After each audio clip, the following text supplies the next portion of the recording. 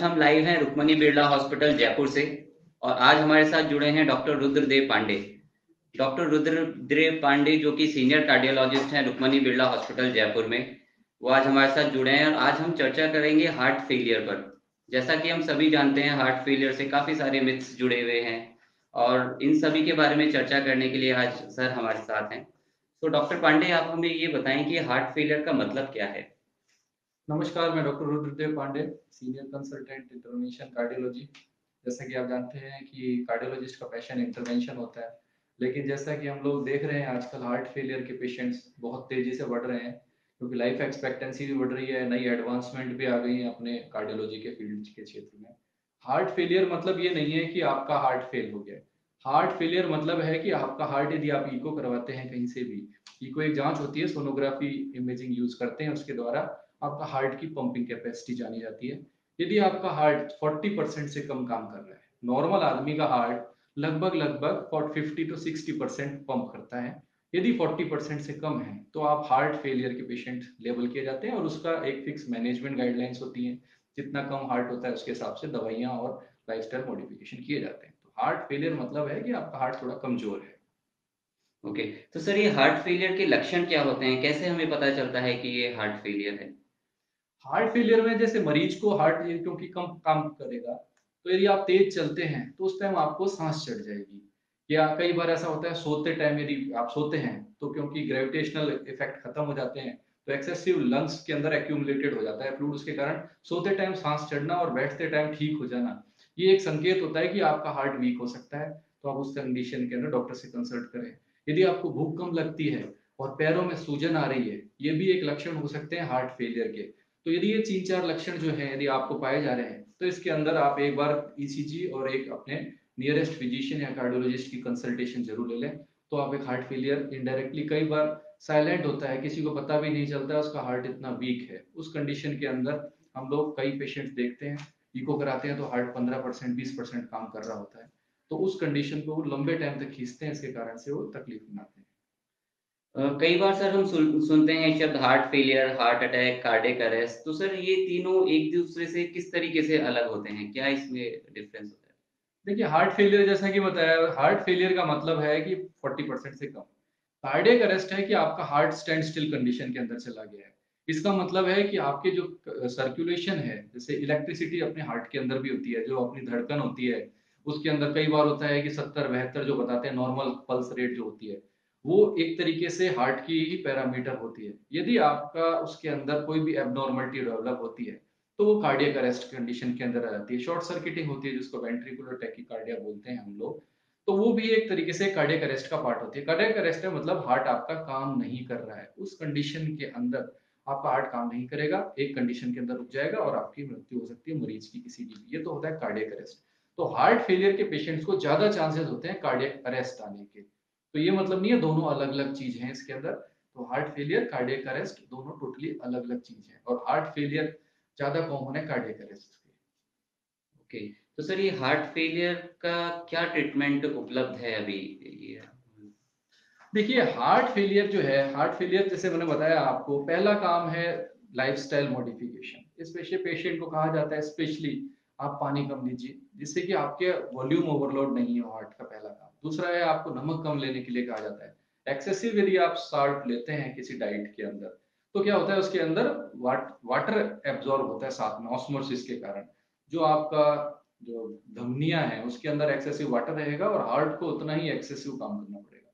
तो पहला प्रिकॉशन बताया जाता है नमक और पानी कम लेंगे। तो आप देखेंगे कंडीशन टू कंडीशन वेरिएशन आती है इसके अंदर। सर्दियों के अंदर थोड़ा सा कहते हैं कि कम लीजिए, गर्मियों में थोड़ा ज्यादा कर देते हैं। कारण क्या है, अपना रेस्पिरेशन, पसीना वगैरह बहुत आता है, उसके कारण आपका एक्सेसिव लॉस होता है, वो पता नहीं चलता है। तो इसके कारण मरीज को धीरे धीरे सिखाया जाता है कि आपको कितना अमाउंट में पानी लेना है। तो यदि आपका हार्ट काफी कमजोर है तो आपको 1 से 1.25 लीटर तक ही रोका जाता है। नमक भी कहा जाता है इनिशियली नॉर्मल आदमी को 6 ग्राम चाहिए जैसे नमक पर डे। लेकिन जो हार्ट फेलियर के कम, जो जिसका पंप है, सपोज आपका पंप है 30% 20%, जितना कम होता चला जाएगा उतना आपको नमक की रेस्ट्रिक्शंस भी अलाउ की जाएंगी। तीसरा है आपकी एक्टिविटी लिमिट की जाती है। आप स्टीनोस एक्सरसाइजेज नहीं करते, मतलब आप वेट लिफ्टिंग नहीं कर सकते, एक्सेसिव ब्रिस्क वॉक नहीं कर सकते इस पेशेंट्स को। तो ये तीन तो रहे लाइफस्टाइल मॉडिफिकेशन। उसके बाद आता है आपका दवाइयाँ दवाइयाँ कई तरह की आ गई हैं, नए ज़माने की भी दवाइयाँ आ गई हैं, तो उससे आप सुचारू रूप से अपना जीवन जी सकते हैं। दवाई टाइम पे लेते रहिए और हार्ट फेलियर के पेशेंट को रेगुलर विजिट्स ज़रूरी होती हैं, क्योंकि आप एक साथ लैंड करते हैं इमरजेंसी में, कई लोग देखा होगा इमरजेंसी में आपने मशीन्स लगा रखी हैं, साँस नहीं आ रही है, तो वो उससे पहले ही साइन सिम्पटम्स चालू हो जाते हैं मरीज़ के आने के और वो नेग्लेक्ट करता है या दवा लेता नहीं है। उसको लगता है कि मैं ठीक हूँ, मोस्टली हमने देखा है, जैसे ही दवाई चालू करते हैं 10-15 दिन में मरीज़ ठीक होता है, उसके बाद वो दवा छोड़ देता है। वो सोचते हैं मैं तो ठीक हो गया। थोड़े टाइम तो बॉडी कंपनसेट करती है, उसके बाद धीरे-धीरे फेलियर के सिम्पटम्स डेवलप होते हैं और पेशेंट्स इमरजेंसी में लैंड करते हैं। उन पेशेंट्स को कई बार बचाना भी मुश्किल हो जाता है। तो ये रहा दवाओं के बारे में। इसके अलावा आप देखेंगे डिवाइसेज़ बहुत सारी आ गई हैं। अल्टीमेटली यदि यंग पेशेंट्स है और बहुत ज़्यादा कमज़ोर हार्ट है उस पेशेंट का, सब दवा दे दी है, तो लास्ट में ट्रांसप्लांट भी एक ऑप्शन होता है। लेकिन ट्रांसप्लांट और दवाओं के बीच के अंदर एक डिवाइसेज़ भी आई हैं। डिवाइसेज़ आप देखेंगे कई तरह की डिवाइसेज़ आती हैं। पहले क्राइटेरियाज़ देखे जाते हैं पेशेंट को, उसके अंदर कैसे करते हैं हम लोग, इसके अंदर जो क्राइटेरिया है ईसीजी देखी जाती है पेशेंट की। यदि कुछ क्राइटेरियाज़ के अंदर पेशेंट फिट होता है, तो सीआरटी मशीन होती है, बायोवेंट्रिकुलर पेसमेकर, स्पेशल टाइप का पेसमेकर होता है, जिसके अंदर हम हार्ट की दोनों जो साइड के लेफ्ट और राइट हार्ट है, उनको एक साथ काम कराते हैं। जिसके कारण उसका इफेक्टिव जो आउटपुट है, जो पंपिंग कैपेसिटी है, लगभग 15% तक बढ़ सकती है, यदि उस पेशेंट उसको रेस्पॉन्ड करता है। हम लोग उनको कहते हैं रेस्पॉन्डर्स। जो पेशेंट्स को ये नहीं कर सकते, उन पेशेंट्स के लिए जो क्राइटेरिया में फिट नहीं होते हैं, उन पेशेंट्स के लिए और डिवाइसेस भी आती हैं जो आईसीडी कहते हैं। क्योंकि माना जाता है कि हार्ट फेलियर के पेशेंट्स, यदि आपका हार्ट कमजोर हो रहा है, इसका मतलब है कि आपकी मांसपेशी सिकुड़ गई है या लंबी हो गई है, जिसके कारण जो कंडक्शन सिस्टम है, जो बिजली के सर्किट्स जो होते हैं, जिसको हम लोग बोलते हैं, हार्ट के अंदर होते हैं, धड़काने का काम करते हैं, उसके अंदर शॉर्ट सर्किटिंग के चांसेस बहुत हाई होते हैं ऐसे पेशेंट्स में, जिसको हम लोग बोलते हैं वेंट्रिकुलर टैकीकार्डिया और वेंट्रिकुलर फिब्रिलेशन, हमारी लैंग्वेज के अंदर। नॉर्मल आदमी की लैंग्वेज में, लेमैन लैंग्वेज में शॉर्ट सर्किटिंग कहते हैं। और 90% मोर्टेलिटी इसी कारण, सडन कार्डियक डेथ के कारण ही होती है। उसको प्रिवेंशन के लिए आईसीडी स्ट्रॉन्ग रिकमेंडेशंस होती हैं, जो वर्ल्ड वाइड रिकमेंडेशंस होती हैं, फिक्स है कि इस पेशेंट्स को दवा पे रखना है, इस पेशेंट्स को डिवाइसेस करनी है, ये पेशेंट ट्रांसप्लांट के लिए है, उन्हीं को फॉलो किया जाता है। मोस्ट ऑफ द कार्डियोलॉजिस्ट और फिजिशियंस जो हैं इसी गाइडलाइंस को फॉलो करते हैं। तो आईसीडी सीआरटीडी कुछ डिवाइसेज हैं, यदि आप दवाओं के बावजूद प्रॉब्लम में हैं, तो आप ये डिवाइसेस दिलवा सकते हैं। इंपॉर्टेंट थिंग है कि आप हार्ट फेलियर के पेशेंट कैसे बचें, इंपॉर्टेंट वो है। सपोज दो तरह के होते हैं हार्ट फेलियर, देखिए, एक होता है कि हार्ट की जो मांसपेशी है उनको सप्लाई करने वाली जो ब्लड वेसल्स होती हैं, जो धमनियां होती हैं, उसके अंदर कोई ब्लॉकेज आ जाती है, तो उसको कारण हार्ट अटैक आता है पेशेंट को। तो वो एक इमरजेंसी कंडीशन होती है। यदि वो पेशेंट टाइमली पहुंच जाए हमारे पास, किसी भी नियरेस्ट सेंटर पे जाना चाहिए जब भी चेस्ट पेन हो, और वो आर्टरी हम लोग ओपन कर दें, प्राइमरी पीटीसी बोलते हैं, that is known as emergency angioplasty. यदि वो खोल दी जाए तो मांसपेशी बच जाती है। अमूमन माना जाता है कि 12 घंटे के आसपास में काफी हद तक साल्वेज है। गोल्डन आवर कॉन्सेप्ट होता है हमारे अंदर। यदि पेशेंट 1 घंटे के अंदर किसी भी सेंटर में पहुंच जाए और इंजेक्शन के द्वारा, यदि कैथ लैब वगैरह अवेलेबल नहीं है आसपास, तो इंजेक्शन के द्वारा या फिर इमरजेंसी उस कैथ लैब में लेके उस नस को खोल दिया जाए, तो 100% साल्वेजेबल कंडीशन होती है उसकी मायोकार्डियम। मायोकार्डियम मतलब हार्ट की मांसपेशियों की। तो पूरी तरह से हार्ट उसका बच जाता है पेशेंट का। 12 घंटे तक भी हम लोग मानते हैं कि बच जाता है। 24 घंटे बाद इश्यूज हैं कि बचेगा नहीं बचेगा, ये सस्पिशन है। सिंपल अपने लैंग्वेज में सोचे हैं तो सपोज एक कुआं है और एक फसल है। कुएं से पानी बंद हो गया तो फसल गिरने लग जाती है। जितना जल्दी हम उसको पानी की सप्लाई देंगे उतनी फसल बच जाएगी। सेम कंडीशन अपनी मांसपेशियों की है, उनको भी ब्लड चाहिए होता है, और वो बंद हो जाएगा तो हार्ट अटैक आएगा पेशेंट को, और वो जितना डिले करेंगे और मांसपेशी खत्म हो जाएगी। मांसपेशियां हार्ट की एक बार खत्म हो जाएं, तो अभी तक ऐसी टेक्नोलॉजी नहीं आई है। स्टेम सेल ट्रांसप्लांटेशन भी इनिशियल ट्राई किया गया था, लेकिन वो फेलियर रहा। तो इंपॉर्टेंट क्या रहा कि आपका टाइम हार्ट फेलियर के अंदर, यदि आपकी अटैक आया है तो तुरंत से तुरंत मान आसपास के हॉस्पिटल के अंदर जाएं। डॉक्टर सलाह दे तो जरूर एंजियोप्लास्टी करवाएं यदि है इमरजेंसी कंडीशन तो। क्योंकि एक बार हार्ट कमजोर हो गया, हमने ऐसे पेशेंट्स भी देखे हैं, 20-20 साल, 22-22 साल के, 10-15% हार्ट लेके चलते हैं पंपिंग, उनकी लाइफ एक्सपेक्टेंसी भी बड़ी पुअर रहती है ऐसे पेशेंट की। तो ये तो रहा अपने इश्यमिक हार्ट डिजीज जो मैं बोल रहा हूँ, मतलब हार्ट अटैक आया। दूसरा होता है कंजेनाइटल प्रॉब्लम्स होती हैं, डायबिटिक पेशेंट्स में मांसपेशियां खुद कमजोर होती हैं, एंजियोग्राफी नॉर्मल मिलती है ऐसे पेशेंट्स के अंदर।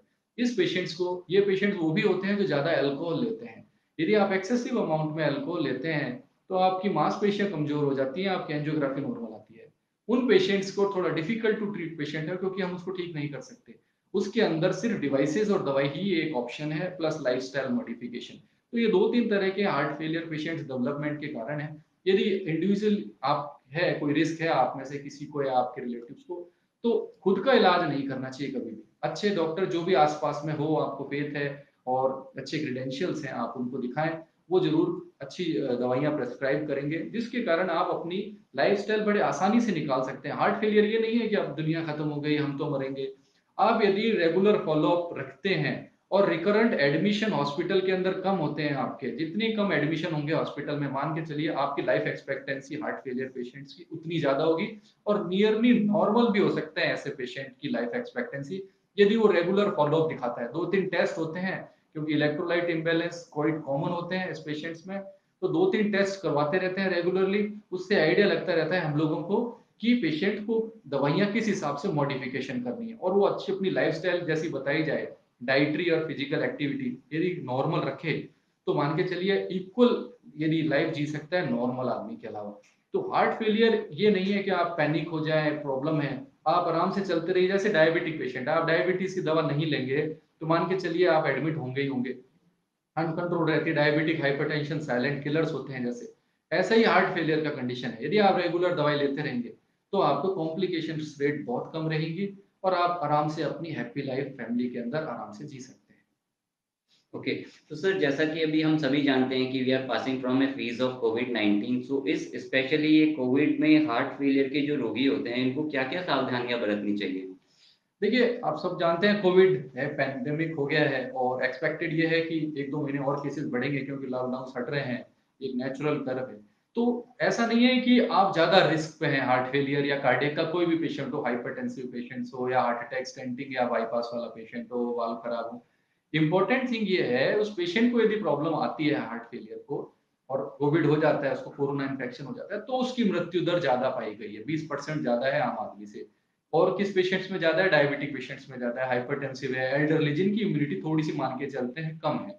तो ऐसे पेशेंट्स के अंदर ये है, बेटर रहेगा कि आप प्रिवेंशन रखें, मास्क लगा के रखें, जहाँ भी क्राउडिंग एरिया के अंदर जाएँ, और अपनी दवा नहीं छोड़ें, डॉक्टर का विज़िट नहीं छोड़ें। यदि आप अब तो मास्क लगा के आराम से अपने नियरेस्ट हॉस्पिटल जा रहे हैं, सारे हॉस्पिटल्स ने फिक्स प्रोटोकॉल्स बनाए हैं खुद के और पेशेंट्स की सेफ्टी के लिए। तो विज़िट नहीं छोड़ें, दवा टाइम पे लेते रहें, तकलीफ है तो कम से कम ऑनलाइन कंसल्टेशन एक जरूर ले लें कि मेरे को ये सिम्टम्स हो रहे हैं, जिससे आपका एडमिशन कम हो सके। देखिए, आप कोरोना के कारण कोई भी हार्ट फेलियर पेशेंट यदि एडमिट होता है, तो उसकी मोर्टेलिटी इसलिए ज्यादा है क्योंकि पहले ही आपका हार्ट वीक है, उसके ऊपर वो एक हाइपर कोगुलेबल स्टेट मानते हैं हम कोरोना को। इसके कारण क्या है, आपका ब्लड गाढ़ा हो जाता है, तो हार्ट को डबल या ट्रिपल लोड से काम करना पड़ेगा।